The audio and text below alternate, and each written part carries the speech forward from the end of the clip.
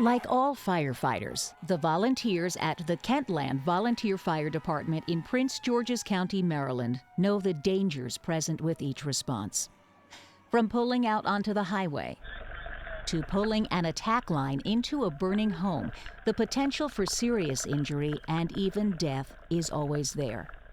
It's why training and vigilance are part of the basics for one of the busiest fire companies in the United States. Our safety philosophy comes through consistent and relentless training. We've taken on the safety thing not so much of a slogan or a term, but more of a lifestyle as far as what we're doing to prepare our guys, to make sure that when they're going out the door, that we're not just saying the word safety, but we're actually expecting them to do the right thing. The day they walk in the door, they are bombarded on how the department's going to do things. And we're going to follow the operating procedures. You're going to follow putting all your gear on, making sure your SCBA works, making sure you can do your job efficiently. Kentland is proud of its long reputation as an aggressive fire department.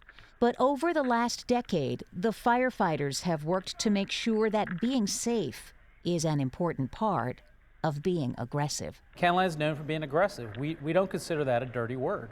We consider that a badge of honor. And we do that through our training and being safety-minded about wearing all our PPE, making sure that our SCBA works correctly, making sure we can do the tactical jobs on the fire ground. I think that we've evolved to a point now because of all the dedication from the people here that, aggressive means knowing your job and knowing that it's going to take hours upon hours of drilling and constantly doing the right thing over and over again, developing that muscle memory that's going to enable them to be aggressive in a safe manner. Being aggressive at Kentland includes a focus on risk assessment. Risk assessment, you do it all day, every day. No matter what call you go on, whether it's EMS or fire call, you have to look at the big picture, see what's going on as you're pulling up throughout the call and even after the call. And after the call, you're able to sit back with your firefighters and talk to them about what went on, why we did certain things. Because more and more fire departments like Kentland now make safety a key element in training, there has been a downward trend over the last decade in firefighter line of duty deaths. But the question always lingers: can we do better? It's not a matter of can we do better. We have to do better. Absolutely, we can do better. We've had a lot of success since the first Tampa summit, but there's still firefighters dying in the line of duty in our country. And we have to find that balance between aggressive firefighting and the importance of responding to the emergency call and ensuring that everyone goes home. We understand that there are going to be line of duty deaths that occur that we have no control over. But we also see that many line of duty deaths that are reported are preventable. The nation's fire service has shown it is possible to consistently reduce firefighter deaths to below 100. But how about a new and aggressive goal of under 50? It's one of those questions that we already know the answer. It's about taking the job seriously. Paid or volunteer, doesn't matter. Taking it seriously and looking at the avenues of opportunity that are there. The technology, the policies, the procedures. Below 50 is definitely a reachable goal, but it's going to take a lot of work. We've seen a lot of success in reducing line of duty deaths since the first Tampa summit. But now, 10 years later, we really want to move the mark. We want to get more people engaged and people truly committed to reduce line of duty deaths below 50. Firefighters and fire service leaders from across the nation met again in Tampa earlier this year on the 10th anniversary of that initial Life Safety Summit. The goal, once again, to further reduce the number of firefighters hurt and killed in the line of duty. There is a ripple effect that's going to come from Tampa too, that's going to change the fire service. These passionate people going out there speaking the message of safety and aggressiveness to make a difference in the fire service, in the line of duty deaths and injuries. Reading the report summarizing the Tampa 2 meetings, it's clear to the National Fallen Firefighters Foundation that the 16 life safety initiatives from 2004 remain the blueprint for improving firefighter safety and reaching this new goal of under 50. The 16 life safety initiatives need to be talked about at the kitchen table, and they need to be relative to the firefighters that are riding fire trucks each and every day. Honestly, we would love to be at 0 fatalities each year, and we've got to work towards that. but below 50 is the goal we need to reach now. It's no secret the vast majority of firefighters who die in the line of duty aren't perishing in fires. The trend continues that heart attacks and strokes are by far the most common cause of death. Addressing your personal fitness and health can have more impact on your time as a firefighter than anything else you do.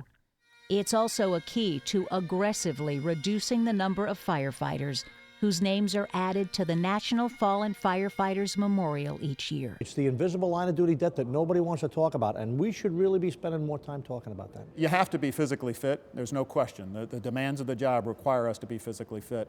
But you also have to have a healthy lifestyle, not just about lifting weights and running, jogging, or whatever. It's also about the food you eat, the drinks you drink.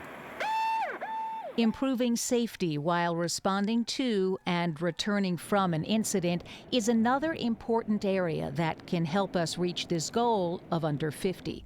This includes wearing seatbelts at all times. They're in the rig for a reason. You have to wear it for it to operate. The reality is that you don't do any good to anybody if you don't arrive there in one piece. If we're going down the road, we're making sure that we're stopping at stop signs, stopping at red lights, making sure we have a control of the intersection before we actually proceed through it. Injuries aren't prevented, and firefighters' lives aren't saved at meetings in conference rooms or in the fire chief's office. Ultimately, that happens by the attitudes and actions of every firefighter before they arrive at the firehouse, in the station, and on the fire ground. Safety is everyone's responsibility. Their everyday thought process here is that, we have to take care of our members, and the members take care of themselves by making sure they're wearing the correct PPE, making sure we're getting to the scene safely, making sure we're not doing anything crazy on the fire grounds. It all comes down to personal accountability and leadership. People showing that they really are committed to firefighter safety, still being at an aggressive level that they need to be able to address the emergency situation, but most of all understanding that their well-being and the well-being of the community is at risk if they don't function safely. Beside yourself, the firefighter, being responsible for yourself, who's next up? Your company officer. The Tampa 2 report makes clear the company officer is a crucial element in improving safety for firefighters. The company officer is the most important piece of the equation. Without good, strong education to our company officers, they're not going to make the right decisions to keep our members safe. Safety is paramount for any company officer. Obviously, it starts with the officer and transcends down into the people he's supervising. Without focus on the company officer, we might as well pack everything up and just go home. Nothing happens good without the company officer. I think we really have to pay a little bit more, a lot more attention to company officer training, company officer preparation, to get company officers better able to do their jobs. At Kentland, there has been a renewed focus on company officer selection and training. Company officers, that is something that I think the fire service has neglected for a long time.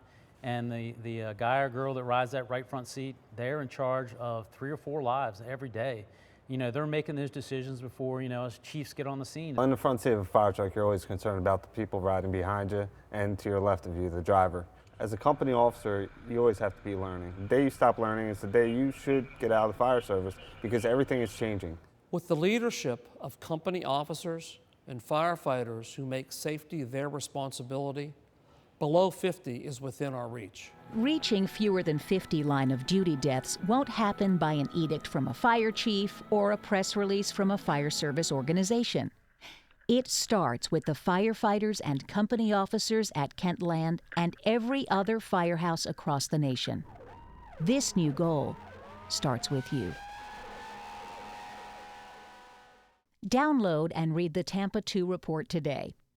It's filled with suggestions, recommendations, and new goals, so everyone goes home.